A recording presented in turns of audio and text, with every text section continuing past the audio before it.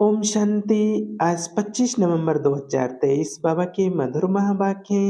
प्रातः मुरली। ओम शांति। बाप दादा मधुबन। मीठे बच्चे, ज्ञान की बुलबुल बन सारा दिन ज्ञान की टिकलू टिकलू करते रहो तो लौकिक और पारलौकिक माता पिता का सो कर सकेंगे। प्रश्न। कहावत है अपनी घोट तो नशा चढ़े, इसका भावार्थ क्या है? उत्तर। अपनी घोटना अर्थात बुद्धि योग इधर उधर ना भटकाकर एक बाप को याद करना। एक बाप बुद्धि में याद रहे तो नशा चढ़े, परंतु इसमें देह अभिमान बहुत बिघिन डालता है। थोड़ी सी बीमारी हुई तो परेशान हो जाते हैं, मित्र संबंधी याद पड़ते हैं, इसलिए नशा नहीं चढ़ता। योग में रहें तो दर्द भी कम हो जाए। गीत। तूने रात गंवाई सोए के, दिवस गंवायो खाए के। ओम शांति। यह सब बातें शास्त्रों में भी लिखी हुई हैं, एक दो को समझाते भी हैं।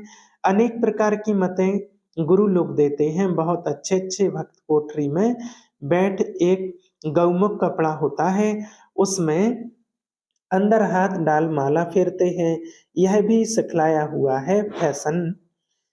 अब बाप कहते हैं यह सब छोड़ो, आत्मा को तो सिमरण करना है बाप का, इसमें माला सिमरने की बात नहीं। सबसे अच्छा गीत है शिवाय नमः का, इसमें ही समझाया जाता है। तो माता पिता हो भगवान को ही रचता बाप कहते हैं। अब रचता कहा जाता है तो क्या क्रिएट करते हैं, जरूर यह तो सब समझते हैं। नई दुनिया ही रचेंगे गाते भी हैं। तो माता पिता हम बालक तेरे, तो पहला ईश्वर सबका फादर ठहरा। फादर है तो मदर भी जरूर चाहिए, मदर के सिवाय क्रिएट कर ना सकें। सिर्फ यह कोई नहीं जानते कि क्रिएट कैसे करते हैं। दूसरा, आपस में सब भाई बहन हो गए, फिर बेकार की दृष्टि जा ना सके, एक माता पिता है ना। तो यह पॉइंट बहुत अच्छी है समझने और समझाने के लिए। तीसरा, जरूर बाप ने सृष्टि रची होगी, हम बालक थे अब फिर बने हैं। 84 जन्मों का चक्र पूरा होने के बाद फिर अब माता पिता के बने हैं, जिसका ही भक्ति मार्ग में गायन चलता है। माता पिता सृष्टि रचते हैं, उनके बालक बनते हैं, तो जरूर सुख घनेरे देते होंगे। यह कोई भी नहीं जानते कि परमात्मा माता पिता भी बनते हैं, टीचर भी है, सदगुरु भी है। हम ब्रह्मा की औलाद आपस में भाई बहन ठहरे कहलाते भी हैं।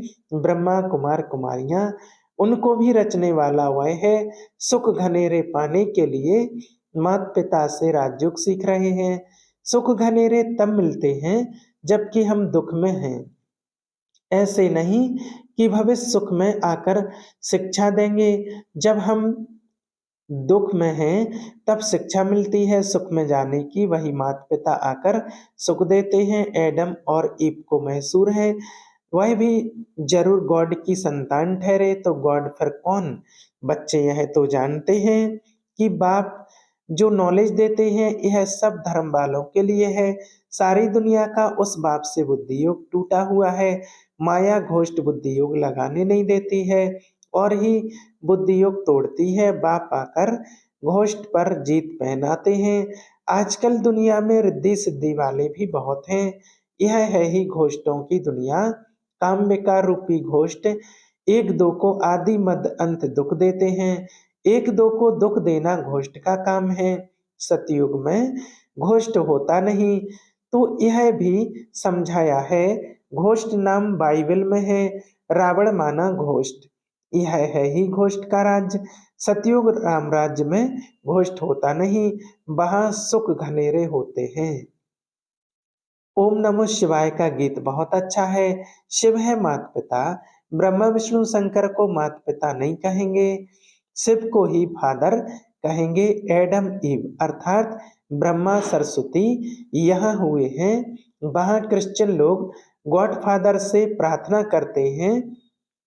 यह भारत तो माता पिता का गांव है, उनका जन्म ही यहाँ है। तो समझना समझाना है तो माता पिता गाते हो तो आपस में भाई बहन ठहरे ना। प्रजापिता ब्रह्मा द्वारा रचना रचते हैं, वह तो एडॉप्ट करते हैं। सरस्वती भी एडॉप्ट हुई है, प्रजापिता ब्रह्मा ने एडॉप्ट किया है। तब तो इतने ब्रह्मा कुमार कुमारियां बने हैं। शिव बाबा एडॉप्ट कराते जाते हैं। नई सृष्टि ब्रह्मा द्वारा ही रची जाती है। समझाने की बहुत युक्तियां हैं, परंतु पूरा समझाते नहीं। बाबा ने बहुत बार समझाया है, यह शिवाय नमा का गीत जहां तहां बजाओ। हम माता पिता के बालक कैसे हैं, वह बैठ समझाते हैं।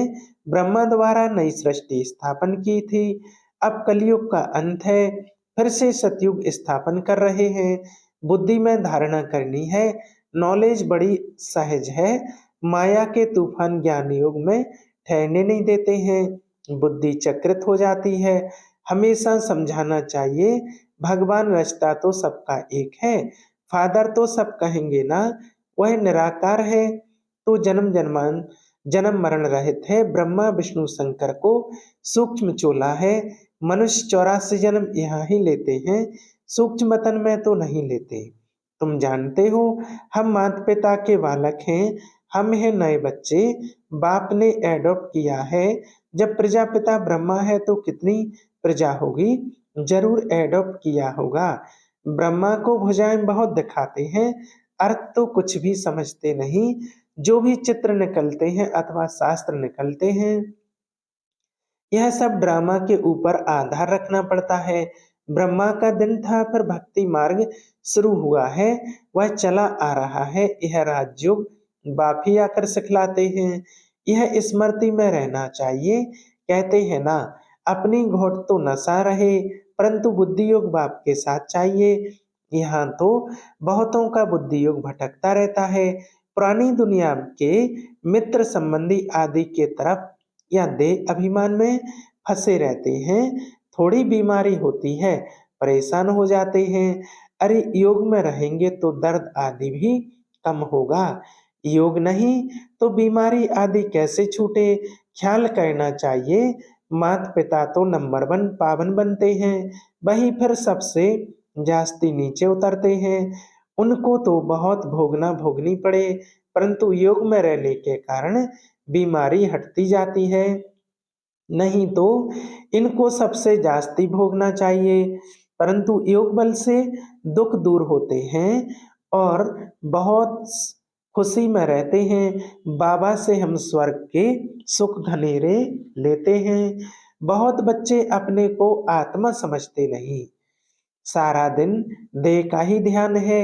बाबा आकर ज्ञान की टिकलू टिकलू सिखलाते हैं, तो तुम्हें ज्ञान की बुलबुल बनना है। बाहर में बहुत अच्छी छोटी छोटी बच्चियां हैं, ज्ञान की टिकलू टिकलू करती हैं। भीष्म पितामह आदि को भी कुमारियों के द्वारा ज्ञान दिया। छोटे छोटे बच्चों को खड़ा करना है। छोटे बच्चे लौकिक पारलौकिक माता पिता का शो करते हैं। लोक लोक परलोक सुहेला होता है ना, तो लौकिक माता पिता को भी उठाना पड़े। यह भी तुम देखेंगे, छोटी छोटी बच्चियां माँ बाप को उठाएंगी। कुमारी का मान होता है, कुमारी को सब नमन करते हैं। शिव शक्ति सेना में सब कुमारियां हैं, भल माताएं हैं, परंतु वह भी कहलाती तो कुमारी है ना। कुमारियां बड़ी अच्छी अच्छी निकलेंगी, छोटी छोटी बच्चियां ही बड़ा शो करेंगी। कोई कोई छोटी बच्चियां बड़ी अच्छी हैं, परंतु कोई कोई में मोह भी बहुत है ना। यह मोह बड़ा खराब है, यह भी एक भूत है, बाप से बेमुख कर देता है। घोष्ट माया का धंधा ही है, परमपिता परमात्मा से बेमुख करना। यह ओम नमो शिवाय वाला गीत सबसे अच्छा है, इनसे ही अक्षर मिलते हैं। तो माता पिता अक्सर करके राधे कृष्ण के मंदिर में जोड़ा ही दिखाते हैं। गीता में श्री कृष्ण के साथ राधे का नाम है ही नहीं। श्री कृष्ण की महिमा अलग है, सर्वगुण संपन्न 16 कला संपूर्ण। शिव की महिमा अलग है, शिव की आरती पर कितनी महिमा गाते हैं, अर्थ कुछ भी नहीं समझते। पूजा करते करते थक गए हैं, तुम जानते हो। मम्मा बाबा और हम ब्राह्मण सबसे जास्ती पुजारी बने हैं, अभी फिर आकर ब्राह्मण बने हैं। उसमें भी नंबर 12 है, कर्म भोग भी होता है, उनको तो योग से मिटाना है। देह अभिमान को तोड़ना है, बाप को याद कर बहुत खुशी में रहना है। माता पिता से हमको बहुत सुख घनेरे मिलते हैं। यह ब्रह्मा कहेंगे ना, बाबा बाबा से हमें वर्षा मिलता है, बाबा ने हमारा रथ लोन लिया है। अब बाबा तो इस रथ की खातिरी करेंगे। पहले तो समझता था मैं आत्मा इस रथ को खिलाता हूँ, यह भी रथ है। आप कहेंगे इनको वही खिलाने वाला है, इस रथ की संभाल करनी है। घोड़े पर साहेब लोग चढ़ते हैं तो घोड़े को हाथ से खिलाएंगे, कभी पीठ पर हाथ फेरेंगे, बहुत खातिरी करते हैं क्योंकि उन पर सवारी करते हैं। बाबा इस पर सवारी करते हैं तो क्या खातिरी नहीं करते होंगे? बाबा जब स्नान करते हैं तो समझते हम भी स्नान करते हैं। बाबा को भी कराना है क्योंकि उसने भी इस रथ का लोन लिया है। शिव बाबा कहते हैं मैं भी तुम्हारे शरीर को स्नान कराता हूँ, खिलाता हूँ।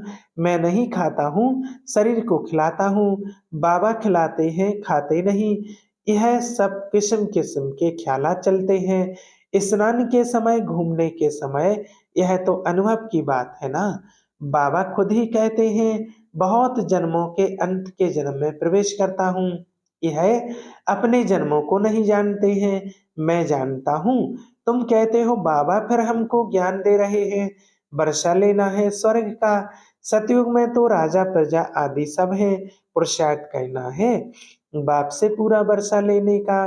अब नहीं लेंगे तो कल्प कल्प मिस करते रहेंगे, इतना ऊंच पद पा नहीं सकेंगे। जन्म जन्मांतर की बाजी है तो कितना श्रीमत पर चलना चाहिए। कल्प कल्प निमित्त बनेंगे, कल्प कल्प वर्षा लेते आए हैं, कल्प कल्प के लिए यह पढ़ाई है। इसमें बहुत ध्यान देना पड़ता है। 7 रोज लक्ष्य लेकर फिर मुरली तो घर में भी पढ़ सकते हैं, बिल्कुल सहज कर देते हैं। ड्रामा तो बुद्धि में रहना चाहिए ना। इसको वर्ल्ड यूनिवर्सिटी कहा जाता है। तो कहाँ भी अमेरिका आदि तरफ चले जाओ, बाप से वर्षा ले सकते हो। सिर्फ 1 हफ्ता धारणा करके जाओ। भगवान के बच्चे हैं तो भाई बहन ठहरे ना। प्रजापिता ब्रह्मा है तो उनके सब बच्चे आपस में भाई बहन ठहरे। जरूर ग्रस्त व्यवहार में रहते, आपस में भाई बहन होकर रहेंगे तो पवित्र हो रह सकेंगे। बहुत सहज है। अच्छा, मीठे मीठे शिकलदे बच्चों प्रति माता पिता बाप दादा का याद प्यार और गुड मॉर्निंग। रूहानी बाप की रूहानी बच्चों को नमस्ते। हम रूहानी बच्चों की रूहानी बाप दादा को याद प्यार और गुड मॉर्निंग, नमस्ते, शुक्रिया बाबा, शुक्रिया। धारणा के लिए मुख्य सार। पहला पॉइंट, स्वयं को माया घोष्ट से बचाने के लिए ज्ञान योग में तत्पर रहना है। मोह रूपी भूत का त्याग कर बाप का सो करना है। ज्ञान की टिकलू टिकलू करनी है। दूसरा, पढ़ाई पर पूरा ध्यान देकर बाप से वर्षा लेना है। कल्प कल्प की इस बाजी को किसी भी हालत में गंवाना नहीं है। वरदान, समय प्रमाण रूप बसंत अर्थात ज्ञानी व योगी तुम आत्मा बनने वाले स्वयं शासक भव। जो स्वयं शासक है वह जिस समय चाहे रूप बन जाए और जिस समय चाहे बसंत बन जाए, दोनों स्थिति सेकंड में बना सकते हैं। ऐसे नहीं कि बनने चाहे रूप और याद आती रहे ज्ञान की बातें। सेकंड से भी कम टाइम में फुल स्टॉप लग जाए। पावरफुल ब्रेक का काम है, जहां लगाओ वहां लगे। इसके लिए प्रैक्टिस करो कि जिस समय जिस विधि से जहां मन बुद्धि को लगाना चाहे वहां लग जाए। ऐसी कंट्रोलिंग व रूलिंग पावर हो। स्लोगन, शांति दूत वह है जो तूफान मचाने वालों को भी शांति का तोहफा दे। मातेश्वरी जी के मधुर महावाक्य।